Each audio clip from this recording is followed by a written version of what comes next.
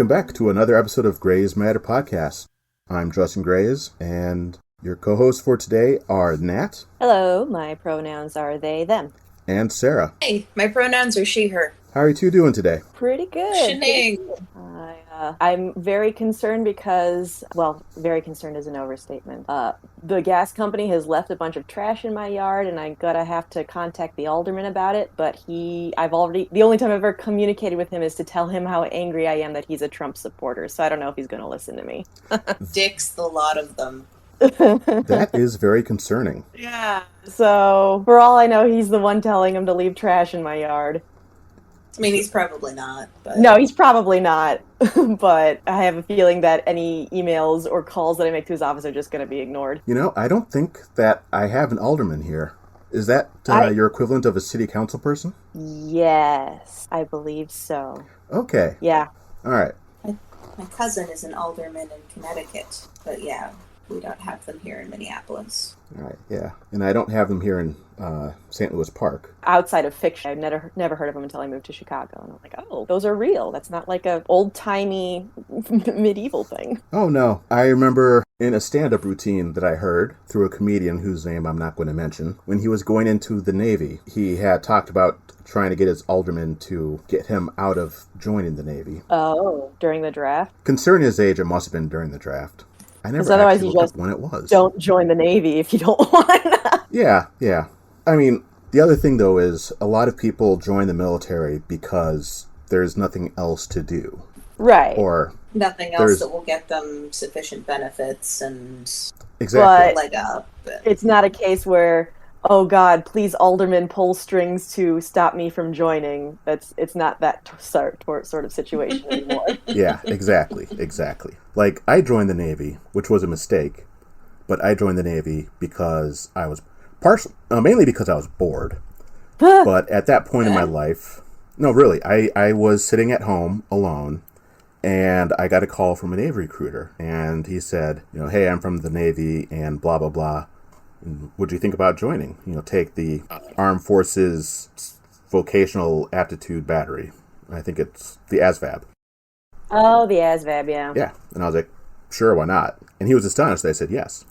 But I really had nothing else going on. I wasn't in school at the time. I was not making enough money at my job.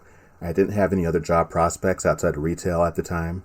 And I was just stuck in life. So like, fuck it. And so I was like, fine, let's do this. It's something different. It can get me from here to something else. And I scored like a 92. So I was supposed to become a nuclear engineer, except I ended up in separations and was sent home during basic training. What's separations? Separations is... So there's 3 reasons why you're being sent home from basic training. Psychological issues. So you have mental health issues, medical issues, so there's something wrong with your body, or you only went into the military to hide out from the law, and they found you in the military. And so I was in medical, and so they were shipping me home. But everyone from med and psych were being treated as if they were legal. So we were all treated as if we were criminals, even though most of us there were there because we were ill or injured or just trying to hold on to reality another day. And it was terrible. Watched so many people have breakdowns because they were being incredibly cruel to people who just needed psychiatric help. Yikes. Yeah, it was a terrible time. Join the military, kids. Yeah, the military purposefully seeks out people with limited opportunities to try to get them to join. That's why there is such an overabundance of recruitment officials at low-income schools and low-income communities, and why there is such an overrepresentation of members of the armed forces from U.S. territories. American Samoa, where they are not even U.S. citizens, they are U.S. nationals, so they have to go through immigration to become U.S. citizens, even though they are born on U.S. soil. Service guarantees citizenship? Service guarantees citizenship. Per capita, they are number 1 for Army enlistment. Damn. Okay, so I have to ask. I grew up really white, upper middle class, with the school that had mostly rich white kids at it. And the Marines would come and give us the spiel as the band. They would come and try to recruit us into the Marine band. Is the recruitment, does it take a different tack than in lower income areas? So like, was the band just for us? I think it was because, well, granted, I wasn't in band. I was in orchestra, and I guess they have no use for string players in the Marines. But at my school, which was largely low-income students of color, they would just set up booths in the cafeteria during lunch, and they'd be there for weeks on end, just hanging out, talking to students as they passed by. So they weren't targeting, like, and they were straight up. It's like, join the military, not join the band. It's the Army. And the big pitch was, we'll pay for your college. Yeah. Bolting. I'm sorry that happens. I went to a military academy, so I didn't get the same experience for high school. Oh. So I can't say firsthand. Yeah. But the Marines do have string players, the Marine band. Oh. Yeah, it's the president's own. Oh. Mm-hmm. Yeah, they used to come in and be like, look how fancy we are. You could be a fancy patriotic instrument person for the rest of your life. Screw the rest of them. You can do it here. Come have a cushy military job. It's definitely still a military job, but we're not going to say that part out loud. Well, I mean, if you became one of the president's own, you would still be a Marine first and a musician second. Yes, that was the quiet part they weren't saying out loud. Yeah, but no, all four, I can't say that anymore. Oh? Four of the 5 branches have bands. Also, I believe the Coast Guard has a band. NOAA might have a band, I don't remember. Coast Guard definitely does have a band. Yeah, that makes sense. I believe NOAA has a band. I would have to look that up. And I don't think that U.S. Public Health, I don't think they have a band. And those would be the 6, 7, 8, the 8 uniformed services. Are those the 8 uniformed services? I don't remember anymore. Dang it, the Space Force made me forget. I bet they have a band. They do not have a band yet. No! I want them to have a band. I'm sure barely they will existing. Eventually. Yeah. But they're also brand new. Yes, my company sells a lot of stuff to the military, and every time I see a Space Force .mail address, it makes me sad. All right. So yeah, 8 uniformed services being the NOAA, the National Oceanic and Atmospheric Administration Officer Corps. They are uniformed, yes. And the United States Public Health Service Commission Corps. Those are also uniformed branches of the government. Why bands, though? Why do they have bands? Well, yeah, like what's the purpose? I know, like, originally there were drummers in the military to call out commands and various communications. Same with horn players. But marching with an oboe is about as dangerous going into battle. So why marching bands? What's the significance there? Why do all of these uniformed services have one? I think it's a display of discipline. That's possibly. Because I mean, you look at marching bands, and it's all about these very tight formations, having the stamina to be able to play an instrument while moving, marching for a mile or maybe multiple miles, moving in and out, precise steps and everything. So I'm guessing it's just like to show off how well trained they are. Also, military bands are the ones that play at official government functions. Though, whenever budget cuts get talked about towards the military bands are usually the first ones to get talked about being cut. Just like public schools. Either of you watch Crazy Ex-Girlfriend? The TV show or the YouTube series? TV show. That would be a no. Oh, okay. There's just a moment in the very first song in the very first episode where they talk about budget cuts, and there's this little middle school band that has to go sadly off screen. Aww. I believe the joke is faster than the middle school's music budget was cut. Oh, it's funny because it's sad, and it's sad because it's true. Oh, that is so true, though. Yeah. I was a product of the California public school system. I would not recommend it to anybody. Yeah, I am glad to be a product of the Minnesota school systems. Public K through 8. Minnesota was all right. Yeah, it was good.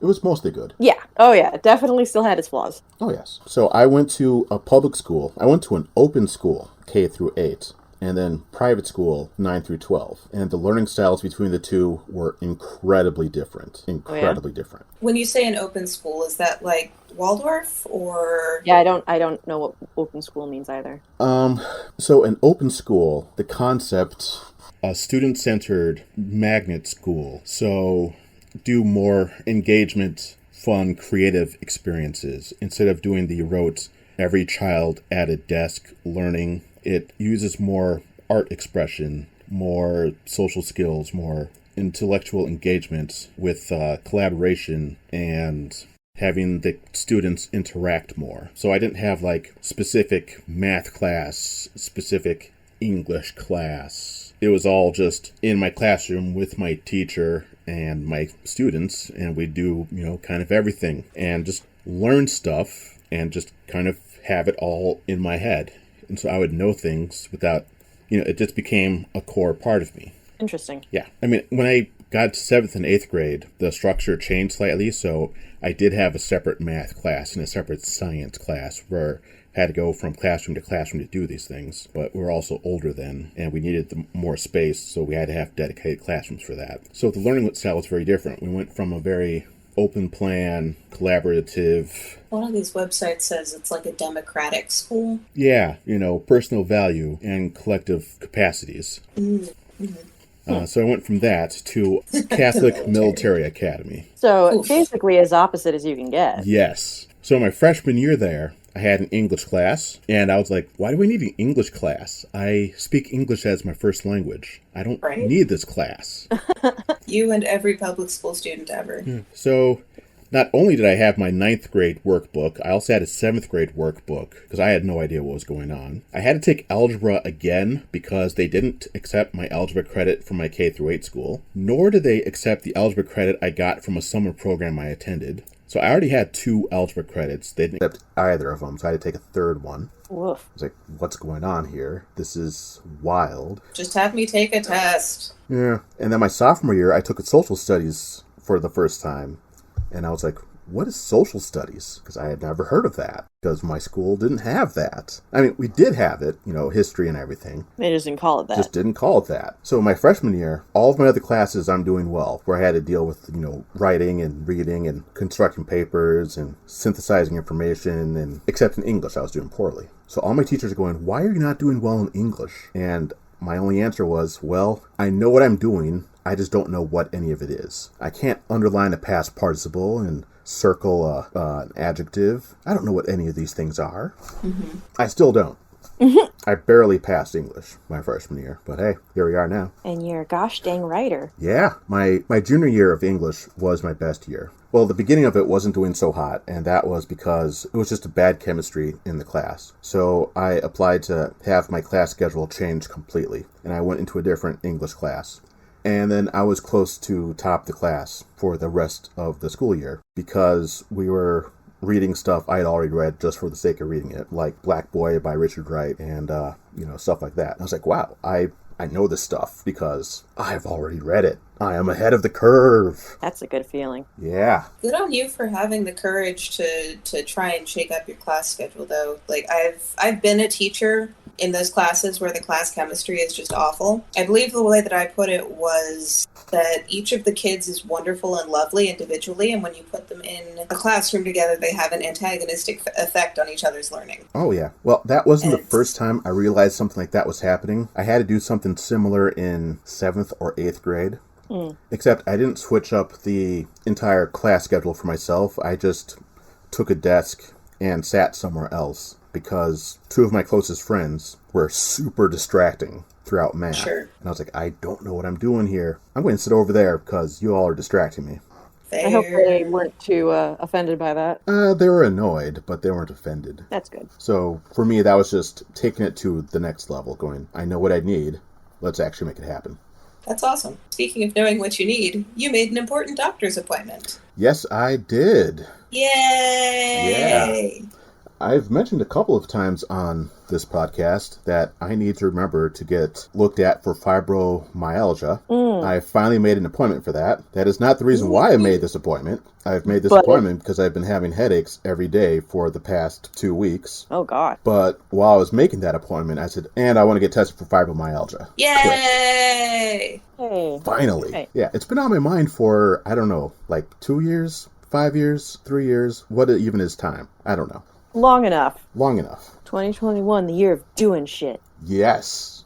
Thought about it for all of 2020. That is so true. Hopefully get some answers. Yeah, good luck. Yeah. And even if you don't, at least you'll have tried. Very true. Very true. It'll still be really annoying, but... Yeah, I was going to say, well, and eliminating a possibility still gets you closer to finding the answer. Sometimes. Yeah. Yeah, sometimes you have to get looked at again for the same thing over and again.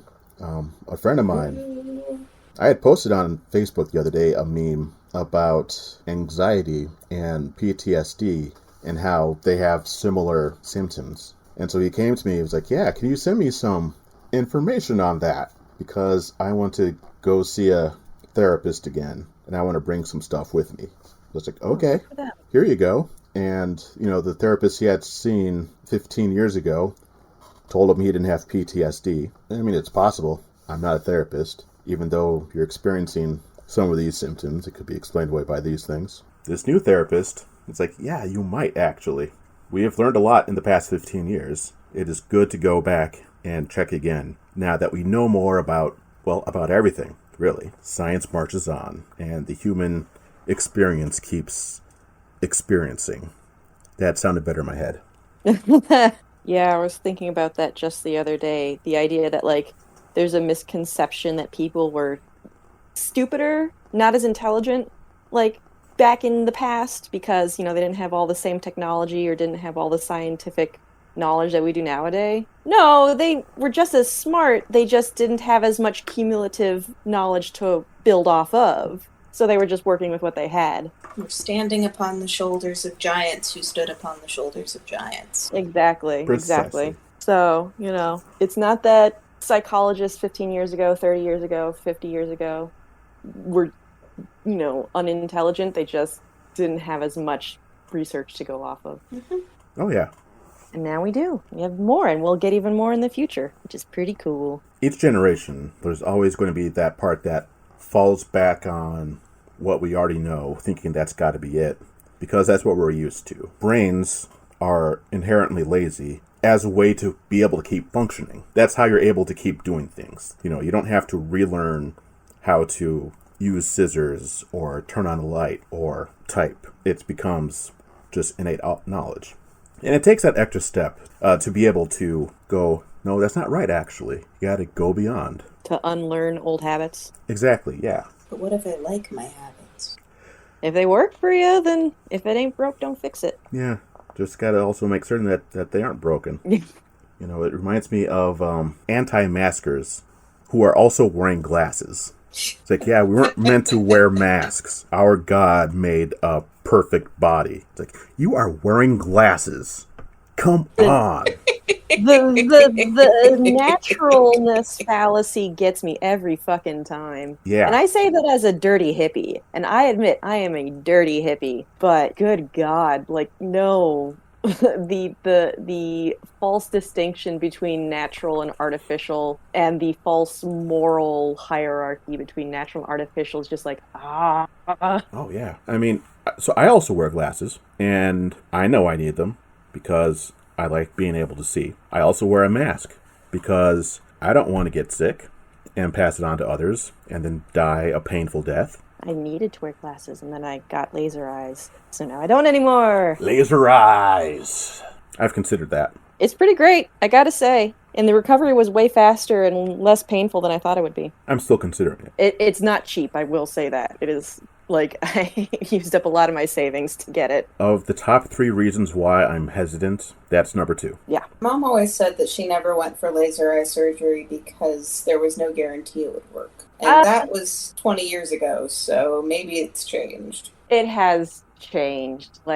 I'm actually the last person in my immediate family to get laser eye surgery. My parents both got it. My sister got it while she was in Korea, South Korea, a few years back. I think my brother got it before her even. And yeah, like even my parents who got it, they got it like a decade ago. Like it still worked fine for them. Like, yes, they do need reading glasses now, but everyone's going to need reading glasses eventually. Laser eye's not going to fix that. Oh, yeah. I'm already wearing bifocals. I've had bifocals for about, let me think. I've had bifocals for over a decade now. But yeah, for farsighted, or excuse me, nearsightedness, like laser eye surgery, tops. Yeah. Yeah, the long-term benefits of laser eye surgery used to be in my top 3, but it hasn't been in many years. My top 3 reasons why I hesitate. Number 1, I have such horrible panic attacks whenever things get close to my eyes. And I know they, put a paralyzing agent. They also give you Valium. Yeah. So you just kind of vibe while they're doing their thing. I worry that won't be enough. Number 2 is, as we already said, the cost. And then number 3 is, what if the Valium wears off while they're still operating? So as someone who has gone through 2 surgeries in the past year and is expecting another one soon, you can actually discuss medication and sedation concerns and stuff like that with your doctor many times beforehand.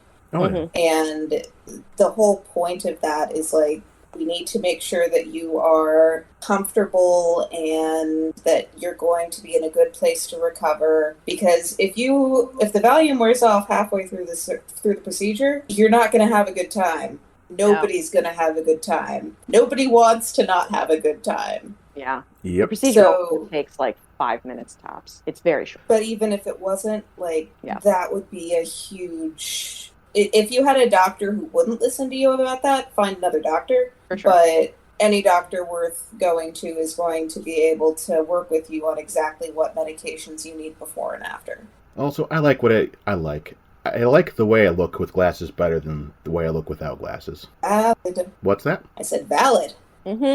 Yeah, I used to feel that way. Recently, I changed my mind because we're allowed to change our mind about things.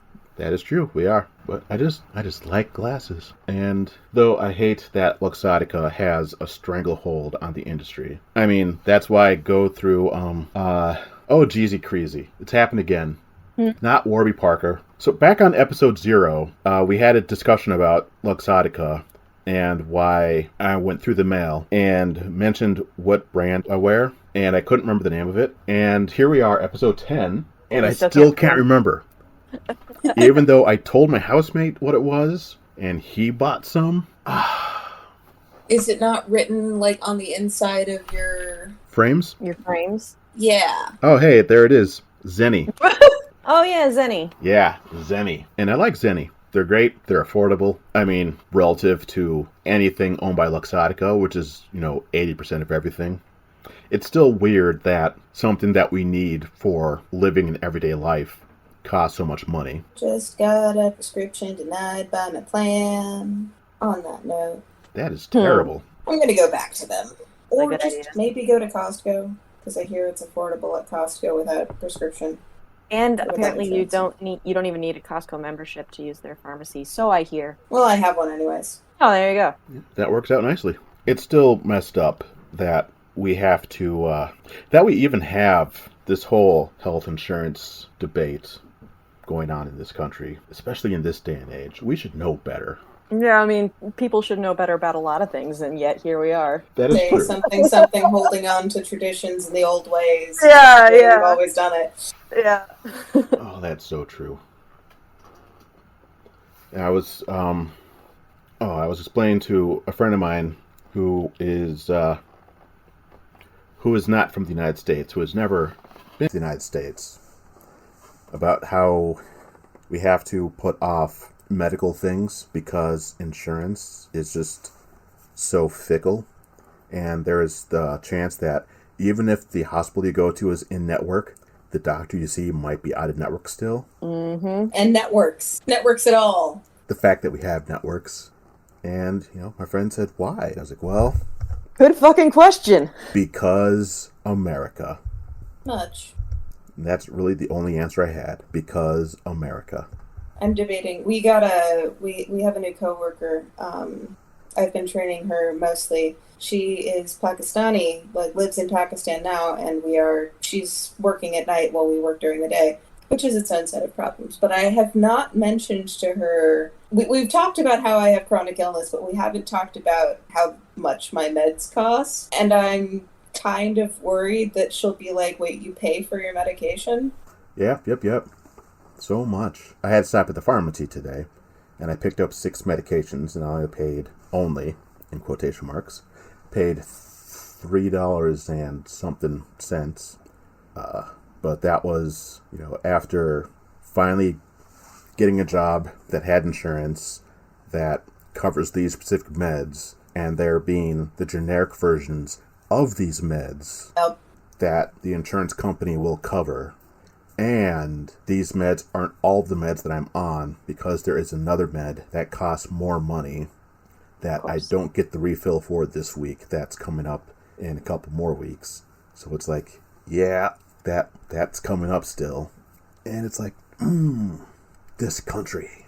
We should just have universal health care. Yeah, we're working on it. Yeah, that we are. Talk about a happy medical thing? Yay. Okay, so I'm getting a hysterectomy in October, and I'm having a party about it next week. Yeah, so we're gonna have uterus-shaped cookies because my sister-in-law found a uterus-shaped cookie cutter on the internet, and we're gonna have a uterus piñata filled with red candy, and she's gonna get some pink pickleballs, and we're going to have a uterus ball drop race, like a relay race where you hold the ball between your legs, then you have to go drop it into a bucket on the other side of the court. God. Wonderful. And we're gonna make little paper boats where you can send your own thoughts or your own bad vibes off on a Viking funeral. I might just do a depiction of a uterus Just burn and put it in this boat. And there will be a Bloody Mary bar, because of course there will. Oh, Natch. Nice. That's delightful. I love that. Yes. Very excited for this party.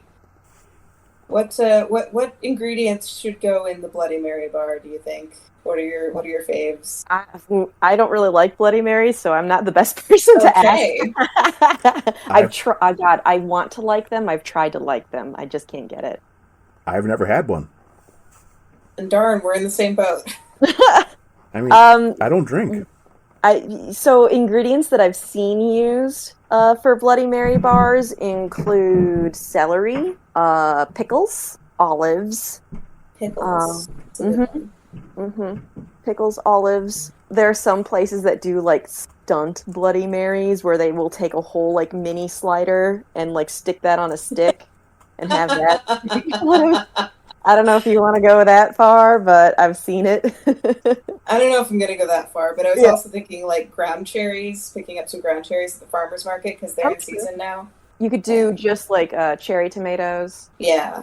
What else? I don't know if it's real, but I've seen like slices of bacon. I've seen that. Yeah, I was going to say that. I was hamburger, like actual hamburgers, cheeseburgers. Yep. I think carrots would also work okay. I'm trying to abstractly think of like what flavor palette would blend well. Well, now I'm thinking like a pickled carrot. Like I could go to. Oh yeah. Yeah. That'd be yummy. That would be very yummy, and I don't like carrots. All right, let's see. Well, what is in a Bloody Mary? Vodka, tomato juice, Worcestershire sauce, and lemon juice is the recipe I saw. All right. So you could just do one without the vodka. Yeah. We would probably want to put like extra water in it or something just to make it the right consistency. Oh, yeah. But the list that I have so far for toppings could be like salami cubes, celery, garlic stuffed green olives, black olives, marinated tofu cubes, ground cherries, habaneros, and the circular mushrooms. They're called straw mushrooms. So it's just like a little ball of a mushroom going on there. But I'm going to add pickled carrots to the list. I cooked with tofu for the first time ever a couple days ago. Really? Yeah. I'm shocked you've gone this long without trying it. Same. Well, I've eaten tofu. I've just never cooked it. Oh, okay. Okay. One of my favorite restaurants. It's a Mongolian barbecue place, and one of the meats, in quotation mark, meats, is tofu. And I get that sometimes. But I never cooked it myself. How'd you prepare it? I put it in a Jinx. pan with oil because that's what the recipe called for. Oh, so you just pan fried it, basically? Yes. Nothing wrong with that. Straightforward. It's real crispy. Mm-hmm. Yeah. It was decent. It was a HelloFresh meal. Oh, sure, yeah. And so it was very standard in that it was like, yeah, use salt and pepper.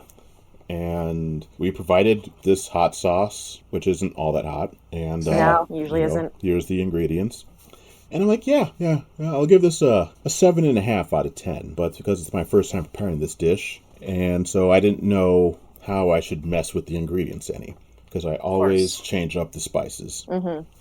Tofu will take the flavor of basically anything you put on. Oh, yeah. So if you want a flavor, like, dip your tofu in that first and then make the recipe. Well, it wasn't the tofu that I was worried about mixing flavors with. It was everything else. Mm-hmm. But it was good. It was good. And I think next time that comes around, I may have a better idea of what to season it with. Mm-hmm. What was the completed dish? It was sweet chili tofu rice bowl with green beans and candied peanuts. Oh, that sounds yummy. Yeah, it was good. It was good. So kind of a Thai-inspired meal. Yeah. Nice. HelloFresh relies too heavily on salt and pepper. Yeah, And they do. Salt, pepper, and butter. yeah, and I believe it's a mix of, one, salt and pepper are the most basic, and everybody has it. And there's nothing wrong with salt and pepper. I mean, they're still important spices. But we, as Americans, rely too heavily on salt in everything. True facts. And I just have this feeling in my head that I have no way to prove that the people who wrote these recipes... Are all white? Yes. Either they are or their editors are. Yeah, I think it's that not only is that the recipe writers are probably all white Americans, but the assumed audience is they assume their audience is all white Americans who also don't really have experience cooking, so they don't want to get too wild and crazy. You know, come to think of it, every YouTuber whom I've seen promote HelloFresh has been white. Fascinating. I think Khadija Mabo just had HelloFresh as a sponsor. So there's one black YouTuber. I don't think I follow that person. You'd like them. They do excellent videos. I will have to do that. Cool. I don't watch enough YouTube to know who's being sponsored by who, except Overly Sarcastic Productions and World Anvil. Yes. It's absolutely. It was weird. So I follow like a lot of because media criticism is my bread and butter. Like I'd rather watch a YouTube video analyzing a movie than actually watch the movie. That's kind of where I am at this point. But there was a point like a couple weeks ago where suddenly all of the YouTubers whom I subscribe to were all sponsored by HelloFresh at the same time. Oh, so it's like, okay, sure. Guess that's where their advertising budget went this month. Yeah, exactly. Oh, wonderful, wonderful. I do really enjoy HelloFresh. No, I've been subscribed to them for like half a year now. They're fine. I think, and I'm over here driving. I'm over here driving to St. Paul to find the one Asian grocery store that has black cardamom available for purchase.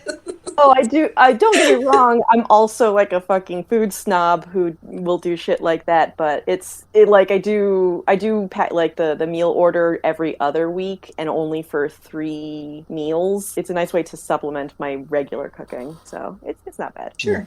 For me, it's partially so that I eat a variety of food because otherwise I'll eat the same thing over and again every day for months, and partially so that I better pace my eating, and partially because I do have housemates. I live with other people, but I take care of myself. Except for Leonidas, my cat, I don't share kitchen space with anybody. I feed myself and take care of myself. And so at the end of the day, most days I'm like, oh, I am tired. I don't want to make a meal. Hey, this is already measured out. Let's just do this. Except I'm going to change up this part, this part, and this part. Because A, I hate limes. B, I hate lemons. And C, this needs more spice. How do you feel about grapefruit? I hate grapefruit. I am not surprised. Yeah, my big thing that I usually do is I usually add more leafy greens to my meals. Like, even though I'm getting the vegetarian meals, like, I'll get the vegetarian meals and I'm like, For a vegetarian meal, this doesn't seem to have very many vegetables in it. What the fuck? So I Is it have all to add potato more. and corn? For me, it's a lot of carrots and chickpeas, and Interesting. onions. And granted, that's partially because that's kind of what I tend towards because I really like their sort of more Mediterranean and Middle Eastern inspired dishes, just because I find that they are really, really tasty cold the next day for like lunch. Ah. Yeah, so that's really nice, but that also means that it's generally rice, chickpeas, and like bell pepper and onion. And there's not, and like, I mean, that's still good, but I'm like, I want a salad. I want leafy greens. I love my spinach and arugula and all that stuff. So I just throw that in there. Oh, yeah. In my mind, HelloFresh works best when you modify it. Mm-hmm. Otherwise, it's just okay. That's why a couple years ago, some unknown time ago, I wrote a piece on my website about how I believe that replicated food, so like replicators from Star Trek, how that food will just get boring. I was wondering if I would have to bring up replicators to get Star Trek into this episode review. Yes. So, y'all have seen Voyager, right? Yes. Mm-hmm. You remember how Janeway always somehow burns her, whenever she's trying to make a meal, she burns it, even though it's a replicator? That I don't recall. I don't remember that either. There's at least one episode where she and Chakotay are going to have a meal together, and she's trying to make it herself through the replicator, and it comes out ruined because she's a terrible cook. Really bad. Huh. Yeah, I will have to look up which episode that is. Yeah. Huh. And I figured that replicators work in two ways. They don't say this exactly, but from the parts that they did say throughout the entirety of Star Trek, replicators will either A, create something because someone already fed it into a replicator, so the replicator knows how to replicate it. Like a library of items. Yeah, but it'll do it exactly the same way things. every time. Mm-hmm. Unless you get like 10 people making 10 versions of it, then you'll have 100 different versions of the same thing.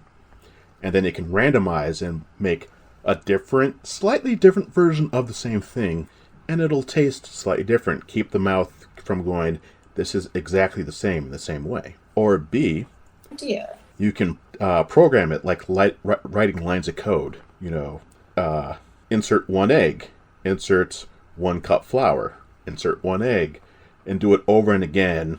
Cook whatever degree, or bake whatever degrees at whatever, and make certain that you code it all correctly, and then the replicator does the math and puts it together. And my headcanon is that Janeway always enters the code in wrong, and that's why it comes out burnt. It's like, yes, okay, so I got my turkey here and the potatoes there, and I've got the code in for the cornbread, and, you know, whatever. Put in this temperature for this long, but didn't convert something correctly. Hit go. Comes out burnt because she had it in there for 3 hours too long, even though it's instantaneous. And that's my headcanon. She just wrote the lines of code wrong. I forgot why I went to replicators. We were talking about HelloFresh. Yes, HelloFresh. So, in my mind, HelloFresh is like a replicator. It's like, yeah, here's all the stuff, but you have to know what to input to change it up just right so that it's not meh, it's all right. And that's also assuming that you get all the correct ingredients, because I definitely have had them straight up forget to include like half the ingredients required for the recipe. What? Wow. I've never had half. It only happened once. It was like, I can't remember what it was. It was like a fish meal, because I'll do fish as in addition to vegetarian dishes. And like they included the fish, and they included like, I think there were potatoes. And that was about it. They didn't include any of the ingredients for the sauce. They didn't include any, like, there's supposed to be like a salad or something involved. They didn't include anything for that. It's like, okay. So I had to like scramble to figure out what else to make to actually have a proper dinner that night. You know, raw fish and potatoes. It's fine. Yeah. Well, it was so wild because, like, you know, I was taking everything out of the bag, and then I just started, you know, following the instructions, and they're like, okay, take the Dijon mustard and the lemon, and I'm like, oh, there is no Dijon mustard, nor is there a lemon. Uh-oh. And I was already, like, halfway, you know, I was too far for me to stop and, scrap the meal entirely and make something else instead. I was already in it.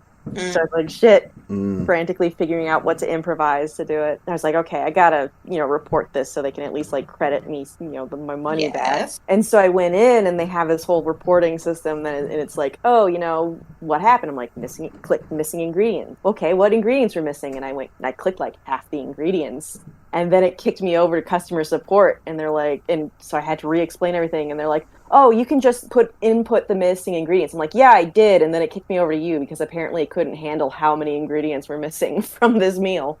Wild. Yeah. So I basically got like my next meal for free. So, there you go. They are good about that. They are good about that. From what I've seen. Only twice have they forgotten anything. And it was only one thing each time. And it was like, well, good thing I have that for one of them. Or I can substitute something for the other one. Substitutions are always fun. They are. They are. Though I would like us to have replicators one day and access to clean, renewable energy to use them. And not just for the food aspect, but also for the clean water aspect. Okay, so question. Answer. Replicators make matter out of presumably other matter. Correct. / energy. Like transporters? Yes. So we could just straight up convert our trash into food. Yes. That's what maybe that's what they do. That's what they do. Is that confirm what they do? Is that just fanon? I'll confirm what they do. Oh, no shit. Nice. Exactly. No shit. Confirm what they do TNG onwards, not what they do TOS earlier. No, TOS they had like flat boxes that they would put into whatever they had that turned into good meals. Yeah, like TV dinners. Essentially. Yeah, they had food synthesizers. Or the gag in, what was it, Back to the Future Part 2, where they put in, like, the little pellet, and out comes a whole-ass chicken. Oh, yeah, the dehydrated food. Yes. I do wonder what those cubes taste like that Kirk eats in the original series, though. I hope they taste, like hamburger, because they must be healthier than actually eating a whole hamburger. Yeah, but okay, so here's the thing though, this is why I am a little bit hesitant about synthetic foods and all that stuff, is that will it get the texture right? Because the texture of food is so freaking important for me anyway. Like, I know there are people who have like texture sensitivities and don't like a lot of textures in their food, where I'm like the opposite. I want all the textures in my food all the time, and if I don't get it, then I'm very sad. My answer to that would be it depends. Mm-hmm. If it's like a 24th century replicator, yes it will, because it's duplicating it exactly. Unless you set it to randomize. Like, if you put it with no safety features on at all and randomize, you might get a hamburger that has bricks for buns and radioactive cheese and a burger made out of glass and LaCroix soda, LaCroix water as your drink. I like LaCroix. I'm literally drinking a LaCroix right now.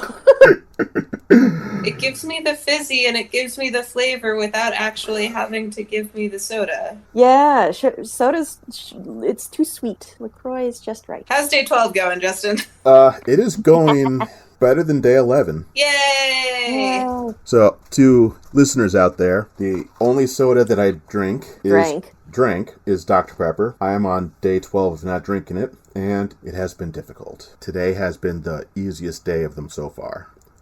It should only get easier from here, except for those occasional days. I really hope so. I did not wake up with a headache this particular morning, though. Yay! I wonder if it's because of all the medications I took yesterday. I also slept a lot yesterday because of the meds. That probably had a lot to do with it. Oh, yeah.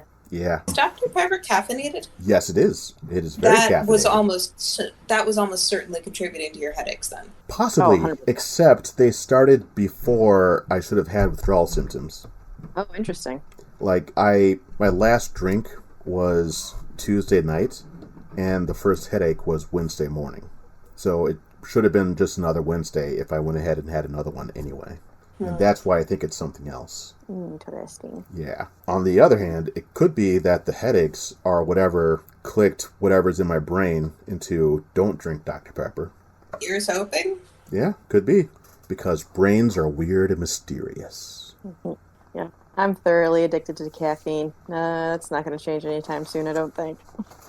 Yeah. Yeah, Dr. Pepper is the only caffeinated beverage I like. I hate coffee.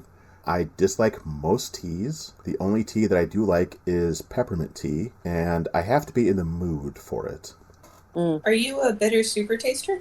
I might be. I don't know. Never had Do it you like tested. beer? I hate beer so much. And you hate coffee. You I hate dislike coffee. most teas. Correct. What's I another like good cardamom bitter tea only if I'm drinking it at a particular Mongolian barbecue place.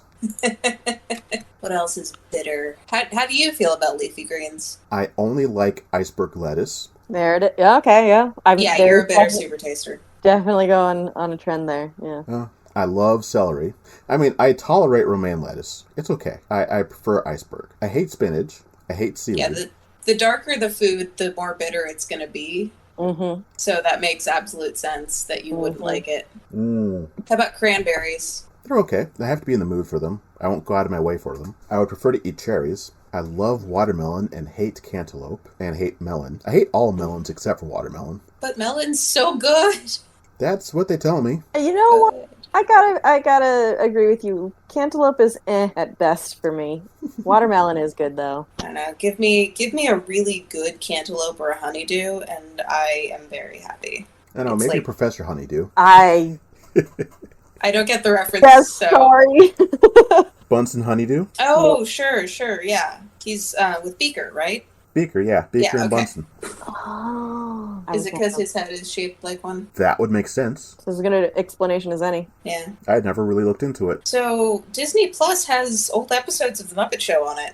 Nice. They are prefacing them with a warning of sorts, saying that this episode, and it is most of the episodes, contains depictions of views about insert minority here that are not okay. They weren't okay then, they aren't okay now, but they're in this show, and we want you to be aware of that. I'll be honest, I have watched maybe one episode of The Muppet Show in my life, so I have no idea if this is a reasonable thing to put in front of the episodes or not.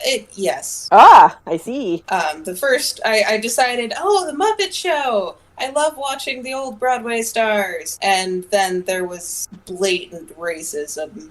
No. This is less fun! Oh, no. Yeah, that sounds like old Muppet Show. I am glad I that they had no put idea. up the warning. Yeah, And I'm glad that they are not hiding it. same. Because it is... The Muppets are part of our film history. And they are such a part of our history that they get referenced everywhere. Mhm. Almost everywhere. And I am of the stance that, yes, it just should be shown. And yes, it just needs the content warning ahead of time to remind people this is when it was recorded. This was what was going on then. No, it wasn't okay. But we can't also pretend it never happened. And so I'm glad that they're doing that. Well done. I think it's Disney. Muppets. I almost said Muppet Babies. I started thinking about the Muppet Babies all of a sudden. Notoriously racist Muppet babies.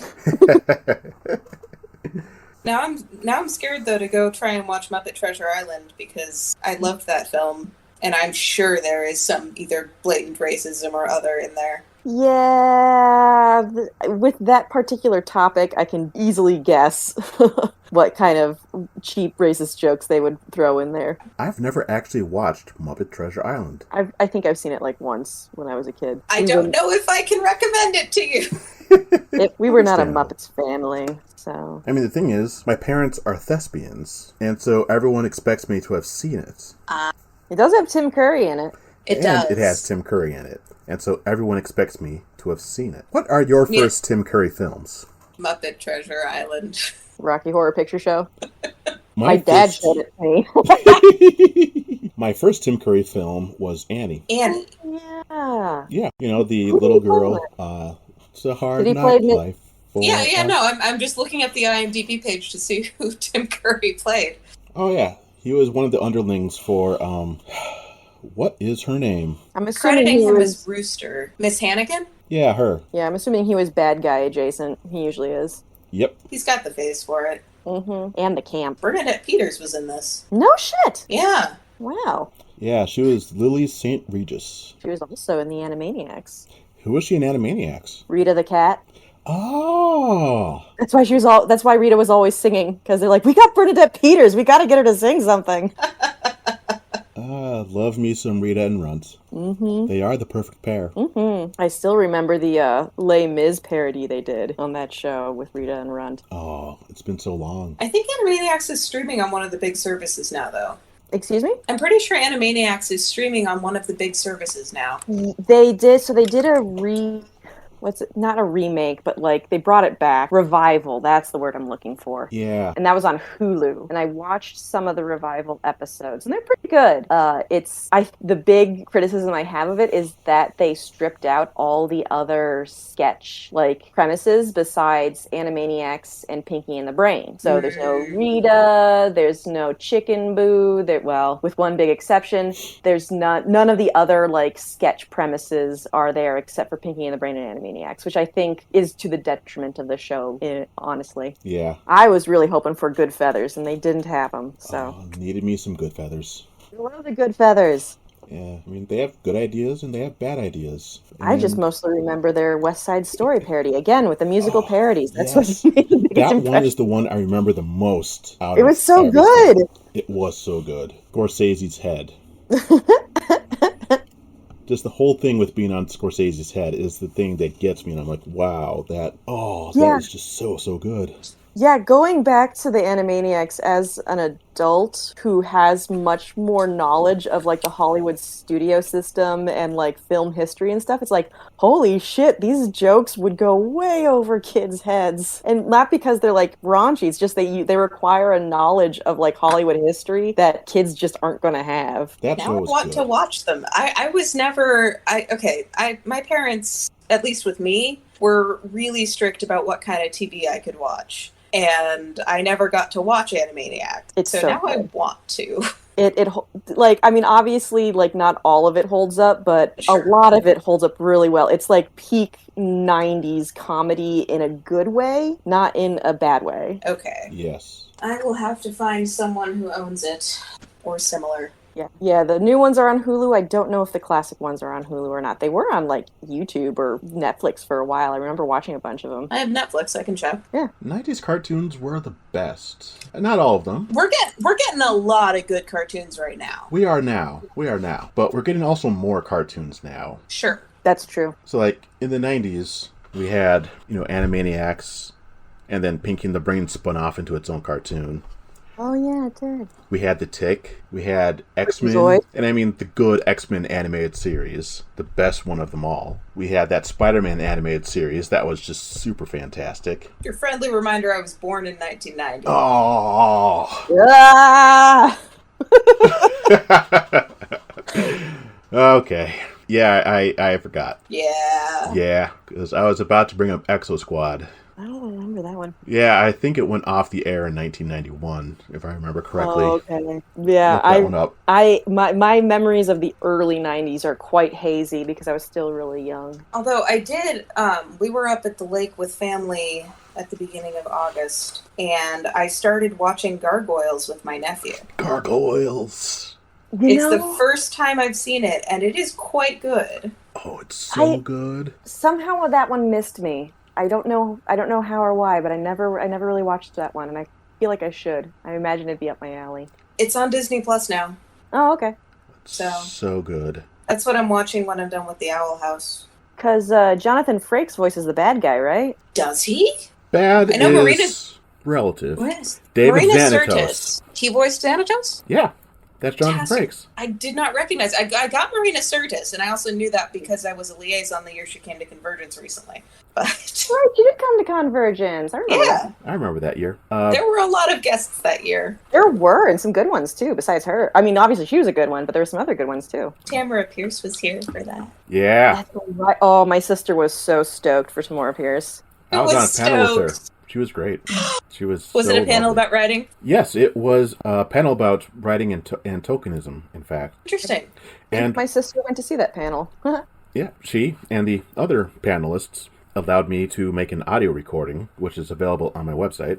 I need a link in the general chat now, in addition to one that you're definitely going to put in the description. Yes. in the show notes, yeah. That will definitely happen. During that, though, we learned that there was an offensive word directed towards Muslims that people have been using. And it was just it's a mispronunciation of Muslim. that we did not realize was offensive. And I was like, oh. And she just corrected herself right there. None of us knew it until someone told us. It was like, oh. And she was just so great and didn't do that fake, over-apologetic, let me, trip over myself apologizing. Yeah, she didn't do that. She's like, oh, I'm sorry. I didn't know. Fixed herself right there. Went on forwards. And I was like, yes, she is great people. She is. She really She's is. amazing. Brent Spiner's also in Gargoyles. Oh my god, it's a TNG reunion. Seriously. And how many of the writers, how many writers do they share? Because I'm pretty sure they share writers, too. No idea. I just know of the actors who are in Gargoyles. Michael Dorn, Avery Brooks, LeVar Burton, Cole Meany. They're all in Gargoyles? Yeah. Holy shit, it really is like the whole goddamn cast. Kate Mulgrew, Michelle Nichols. Oh my god. Now I gotta watch this show, jeez. Yep. Okay, let me see if I recognize any TNG writer names on the Gargoyles page. And those are just the main characters. There are also a number of people who were, one-off characters who were in both Star Trek and Gargoyles. Is Lieutenant Barkley in it? No. Darn. But like Paul Winfield, he was Captain Terrell in Star Trek II, The Wrath of Khan. And he was Captain Dathon in the TNG episode Darmok. And he played Jeffrey Robbins in an episode of Gargoyles. Okay. David Warner, he was St. John Talbot in Star Trek V, The Final Frontier. Mm-hmm. He was Chancellor Gorkon in Star Trek VI, The Undiscovered Country. And he was Gul Madrid in the TNG episode Chain of Command. And he voiced the Archmage in Gargoyles, the one who taught magic to Demona. So I am not to a point where Demona learns magic yet. Oh, so. Oops, sorry. It's okay. Spoiler for 20-year-old cartoon. Right. Yeah. No, I'm not concerned. I just won't tell my nephew. So yeah, Diedrich Bader was in both Star Trek and Gargoyles. Patrick Stewart is a conspicuous absence. Yeah, that's so strange. He should totally be there since he is a Shakespearean actor. I was about to say, he's got the what's the word? And Macbeth is literally in this cartoon. Like the Macbeth? The Macbeth. As in lay on Macduff. Okay, not just some person named Macbeth, but literally Macbeth. Cool. Yeah. It looks like he was probably busy running the Star Trek circuit. Oh, that would make sense. Yeah, and then voicing Seti in The Prince of Egypt. Oh my god, I forgot about that. Isn't this about the same time as The Pagemaster? I think Pagemaster was a little earlier than that. Yeah, it feels earlier, just from memory, but It's since a I'm on 1994 film. Yes, that would have been earlier. Yeah. Okay, Pagemaster. Oh, no, it's the same as Gargoyles. Gargoyles ran 94 to 96. But it is earlier than Prince of Egypt? Yes, that's 98. Yeah. Well, Pagemaster is very Star Trek. Christopher Lloyd, he was in Star Trek 3. Oh, that's right, he was! Yeah. Maybe that's why I liked it so much. Whoopi Goldberg. Yes. Patrick Stewart. Leonard Nimoy. I mean, come on. Exosquad, I looked up when that was. That was September 18th, 1993 through November 3rd, 1994. It took place in the 22nd century. Mars and Venus had been terraformed, and humans had created a slave race who rebelled because, humans are terrible. And this is a kid's show. This was a kid's show. Okay. It was a very good kid's show. I loved it so much. And I don't Avatar has Aang committing war crimes. Yeah. Yeah, fair enough. I watched it again about 10 years ago, and it held up then. And I've been thinking about watching it again now, if I can find it online anywhere, to see if it still holds up now.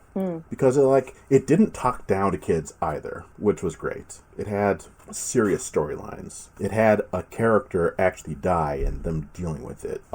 It talked about things like trusting the people around you and dealing with equality without being ham-fisted, as far as you could be with a children's cartoon. Squad is available for streaming on Peacock. I have Peacock. Hey, there you go. I got Peacock because I was trying to find a way to watch this season of Brooklyn Nine-Nine, and then I discovered that I have to wait until the next day to watch Brooklyn Nine-Nine, because it releases Thursdays, so I have to watch it Fridays. Oh, that's not too bad. That's not bad at all, no. I like the direction Brooklyn Nine-Nine is going. I mean, yes, it is propaganda. I like how they are recognizing the issues with policing in general, and they are actually reflecting that.